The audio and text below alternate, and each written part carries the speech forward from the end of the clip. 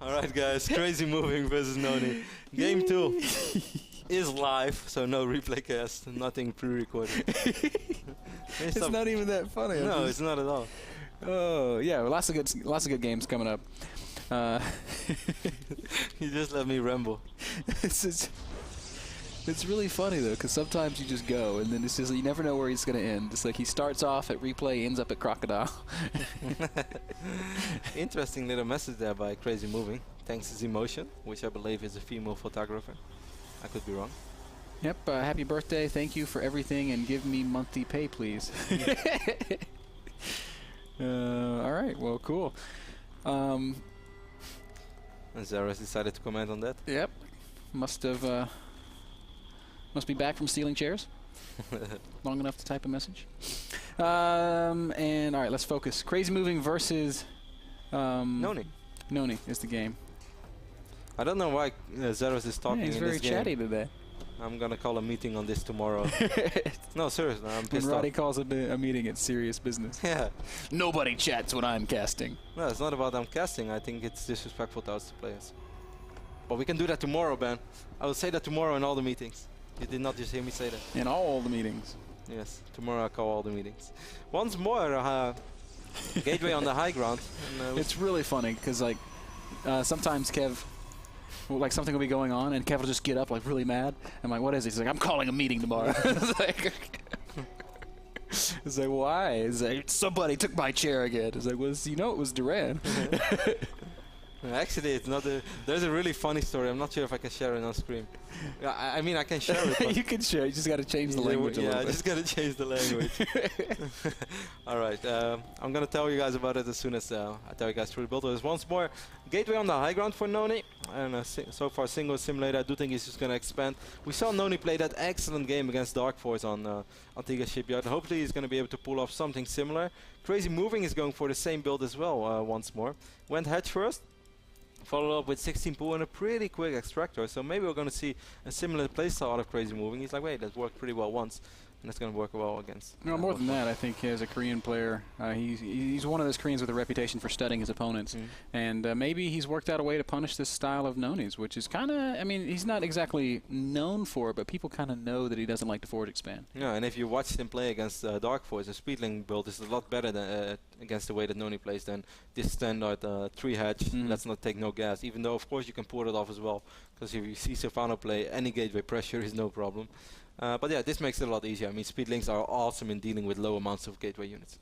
Anyway, the little chess story is that I walked in the office and I got really annoyed when I just started working at the NASL. Every single day I walked in and I was ready to play some ladder games or just do some research, whatever. My chair was gone. And this was actually not a Duran joke, because it's not Duran, but I was starting to get really annoyed because people just kept taking my chair. And then this one morning I said, if someone takes my chair one more time, I'm going to be really mad. And then like 3 days later I walk in the office, my chair is gone again. So I'm like, who the F took my chair? And then there is this like really cute old lady who's like 55 years old in the corner of our office. That would be me. And I was like, oh. She's like, do you want your chair back? I was like, no. Keep it. It's like this little lady that comes in to do the books or something, just kind of sitting off it. Nobody really knows what she does. No, I felt really bad. But I was ready to curse at someone of my age, but not to an elderly woman. The old lady. He's so mean, Kev. Yeah, that was bad. That was very unlike me. Anyways, we see speed is almost ready once more for CrazymoviNG. Yep, almost ready, but no big swell of Zerglings this time. I like it a lot, because I mean, he's going to have the map control that Speedlings will give you, but he's still going for pretty quick 3 bases. And after that game 1, you have to be afraid for a similar scenario as what happened on dual side if you are NonY. So I don't think NonY is going to be aggressive at all. He's just going to sit back, and then I think CrazymoviNG can take a really healthy economic lead. Yeah, I love getting speed faster than guys like Stefano. Stefano has popularized this gasless for a long time, straight into Roach's style. But speed just gives you so much flexibility for things like map control. Oh, you can even do things like this, just running past, NonY missing the opportunity to drop force fields.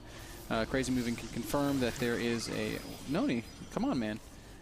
Lifts the Lings all the way up into his base. And now CrazymoviNG knows everything.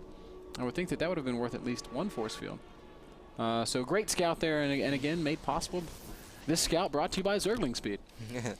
metabolic boost. Not bad. Roach 1 going up for crazy moving as well in case he's going to have to deal with a bigger gateway push. And of course, Roaches help out really well. +1 on the way for NonY. And look at this Zergling, man. This is like the happiest Zergling that I've seen since the one that was in White Rat's base. There's a Zergling in my base. He sees everything. And he continues poking around. He's not even...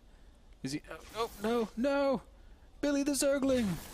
The Zergling does fall eventually, but as you mentioned several times, he got a really great scout up. CrazymoviNG is not really producing a lot of drones yet. Nor did he have an additional queen there to inject straight away. He's getting 2 queens now at once. He did make another small swell of lings, and they're just kind of poking around right now. He wants to make sure that he maintains some vision of what's going on the map, and he sees these zealots and sentries poking out, so I guess he's going to threaten the counter. It's not going to be very successful as NonY's got a nice little wall here, sentry sitting in it. Just needs to drop a force field, and he does. Good force field right there. And all of a sudden, this is a pretty scary push. Zealots and sentries, and there's not a whole lot out to deal with it. It's 11 Zerglings and a handful of Roaches. I'm pretty sure that NonY can force field this ramp forever, Kev. Forcing a cancel on that first. Yes, there he goes. Drops those force fields straight away. And I think this attack so far is really nice indeed. That force field was kind of random. He has a lot of energy, as you pointed out, and he will be able to force field this. Then again, Ben, okay, he might be able to kill this hatch. I already know where you're going. Where I'm going. Finish my thoughts. Well, I mean, this army's going to die eventually. It's dead. And is a hatchery worth this many sentries and zealots? Yeah, that's indeed where I was going. He picks up maybe those cocoons. He can pick up those. Oh no, that's a little bit too early. Now he won't even be able to kill all those drones. And now I think it definitely wasn't worth it. Drones try to evacuate. They're going to come hide with the Roaches. They may actually get picked off eventually. But I mean, the point stands. There's no evacuation for these sentries unless some reinforcements show up, and I don't think that's going to happen. NonY's done a lot of damage. Yeah, that's what I like. NonY is doing this. I mean, he's just going to keep doing this, and if he keeps picking up a few units one at a time, then it is going to be worth it. NonY is doing this so well. Running into that ramp will lose all those Roaches, but eventually he stops. But still. Wow, that was really nice, because at the start I actually was afraid that if he would miss one force field, he wouldn't be able to kill all the drones, wouldn't be able to kill the same amount of units. They could potentially lose, finally losing one sentry, but does pick up an additional Roach. And more importantly, Ben, he's buying himself a lot of time. It's not like he loses the hatch and he's able to rebuild the hatch again straight away. No, there is no third base right now for around 2, 3, 4 minutes. And it's gonna lose those sentries right now. But still, it's 10 minutes and 30 seconds, and CrazymoviNG is on 2 bases. And look at the amount of money that he has. Yep, finally the sentries are all going to be dealt with. And like you said, it's still 2 base to 2 base. This has worked out for NonY. He did make it cost effective. If you look at units lost, it's definitely in his favor. And if you look at the push that's on CrazymoviNG's creep, it's even better. Yep, 7 Stalkers, 1 Immortal, 6 Sentries against 10 Roaches. That's a super good push. Now 11 more Roaches are on the way, though. And we have a couple of Spine Crawlers as well to buy himself a little bit of time. NonY doesn't have to push right now. I really hope that NonY's not going to be overeager and overextend himself. Just pick up a few Tumors and go back, because he really doesn't have to do this until he has 4 or 5 Immortals. Yeah, there's a lot of Roaches out, and this is enough to really punish NonY, and he doesn't seem to be looking. Oh no, the Roaches come forward. Force field are just decimating that Immortal. Force fields go down, but they're really not the best force fields. And again, the sentry count going to get beaten up badly. Roach is going to start working on Stalkers as well. Reinforcements coming for NonY, so it's not over yet, but that was a very expensive loss. Yeah, it's far from over, and NonY can definitely still win this game. He's been doing so much right, but he didn't have to do that. If he would have waited for 2, 3 Immortals, he would have been in much better shape. Now he's going to fight it within these Spine Crawlers. I really don't think this is going to work with the reinforcements of the Zerg fighting on creep. Man, CrazymoviNG making the right moves, comes right up on top of that Immortal, focuses it down very quickly, and NonY forced to back off again. He is making the right moves, but I'm starting to feel that NonY is really throwing away this game.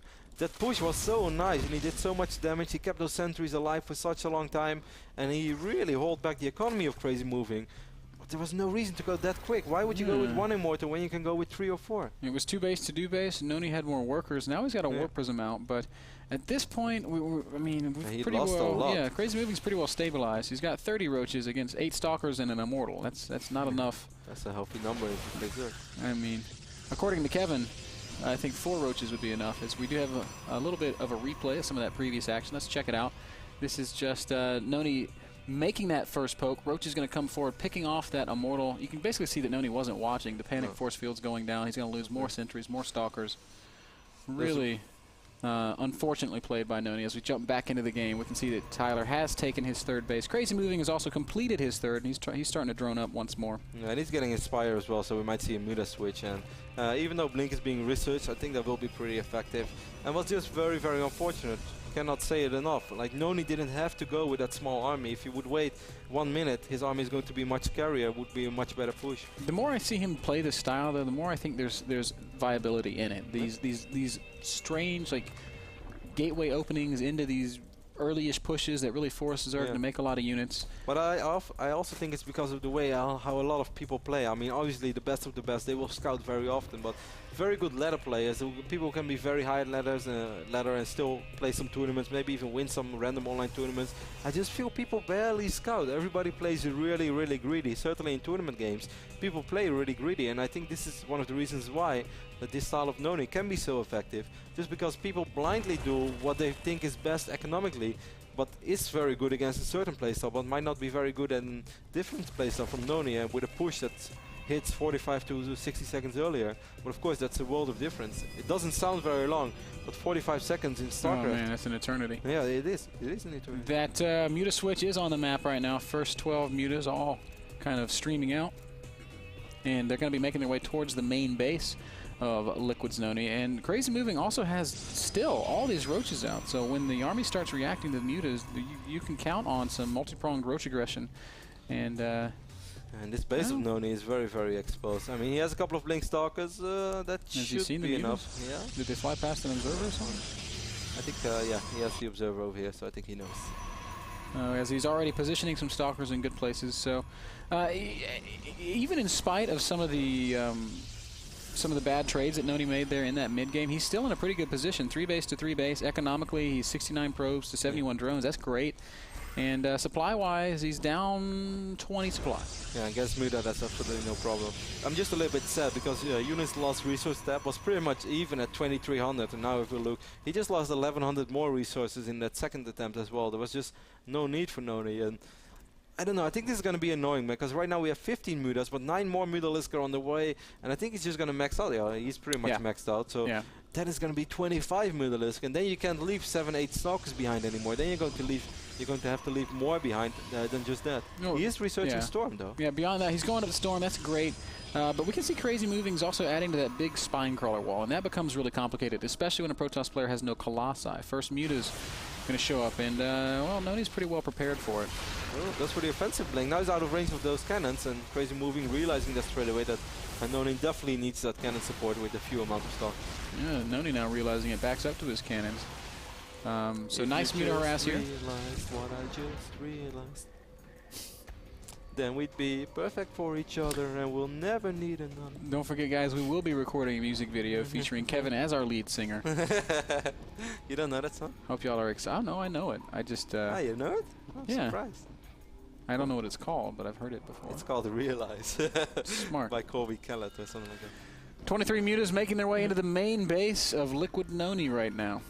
And does NonY have enough of a defense? Well, yeah, I think he does. Storm is ready. If only he could drop a Storm when all those Mutas are so clumped up, that would be so nice. Well, that's High Templar. 6 energy is all that he lacks. No, don't run forward, High Templar.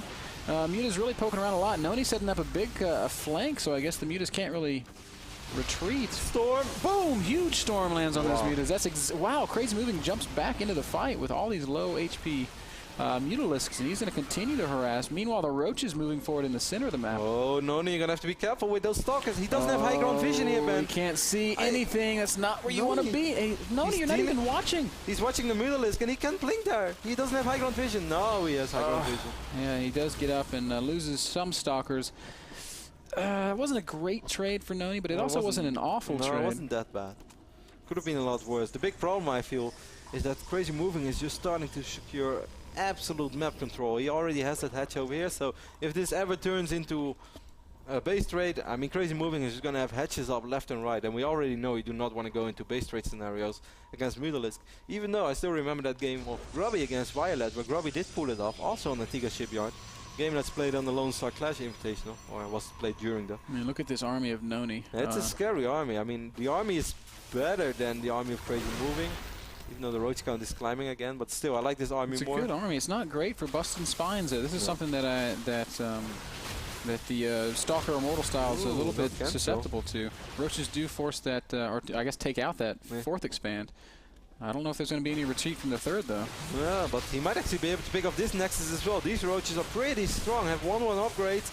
The roach count is dwindling, but will be more than enough to take out this Nexus. And that's a big loss for NonY. A big loss, but I don't think it was worth it for CrazymoviNG. He doesn't have the kind of money that he needs to remax Kev. He's got. But I think he actually wants to base trade. Oh, maybe. Stalker, I'm sorry, the Mutas do manage to pick off the Templar archives there. One storm basically completely whiffing. I don't know. I'm just not sure that I like that choice by CrazymoviNG. He's going to remax on Zerglings and Mutas. And he does have money for that, so I guess it's not terrible. He doesn't really. He has a lot of hatcheries, but he doesn't really have a lot of drones. Yeah, and his money is so low, Kev. He earns 1,400 minerals a minute at 1,600 at 62 drones. It makes no sense. I mean, with those roaches on the field, he had a really strong army, but now it's just a base race army. And while there's definitely viability to that. He's got enough bases, and it's going to be very hard cannons, actually, for NonY to defend. Yeah, there's cannons, there's Templar 6 left in places. Here, and they are in very annoying positions for Zerglings to deal. But CrazymoviNG doing a good job forcing NonY to retreat once more. NonY knows that a base raid scenario is possible, and he doesn't want to end up in one. I also love that there's changelings in the army of NonY, and he doesn't seem to realize it. 3 zealots following it around. If he just realized. Yeah. I'm not going to let that go. It makes no difference to me. Muta's basically cleaning up the main now, so NonY has lost a lot of pylons, a lot of gateways. There's a good storm. He has so many storms. A good storm, not a great storm. So it does a lot of damage, but these Mutas still going to be able to clean up a lot of these Stalkers, maybe all of these Stalkers. NonY's army is actually has initiated the base trade. Yep. During all that, the Zerglings did take out this Nexus by NonY as well, but I want to take a look at those Stalkers. Wow, this is so many Spine Crawlers. I don't think that's a very good blink at all, NonY. He does have a couple of storms, but... just marching right into it, but everything just getting destroyed by the Spines. Look at the High Templar is so exposed. Templar, Immortal, there's no Archons in the mix at all. And NonY is just going to GG there. CrazymoviNG does take that series. 2-0. What a weird game that was. Really weird game. I see these sparks of brilliance in NonY's play, like these really, really good things that he does, and then he makes other mistakes that I just feel like he's too good to make mistakes like that. Yeah, it was unfortunate. He didn't seem very, perhaps, experienced in this whole scenario, because it kind of felt like in the start he already wanted to attack, but then CrazymoviNG did exactly what he wanted NonY to do, to come back. And in the end, NonY still did the original plan, but he actually gave CrazymoviNG 10 more minutes to defend against a big push. If NonY would have gone straight away, then maybe his army would have been strong enough that even if it turns into a base raid, that he could rebuild himself again on the right top side or somewhere. Yeah, perhaps a couple of wrong calls. Then again, it's really hard to play against Mutaling. And I felt that NonY didn't have to do it, because if he would have secured that fourth base, he had a lot of cannons at his third. So I think the moment he would rebuild that third base, I think he should have been fine. Then if he could control the middle of the map a little bit more, maybe get speed observers. Like, he was doing a pretty good job against the Mutas for quite a while, which is very hard. I would have liked to have seen a couple of things done differently. I would love to have seen DTs at the side expansions, the corner expands. I think DTs are so good against Muta, not because...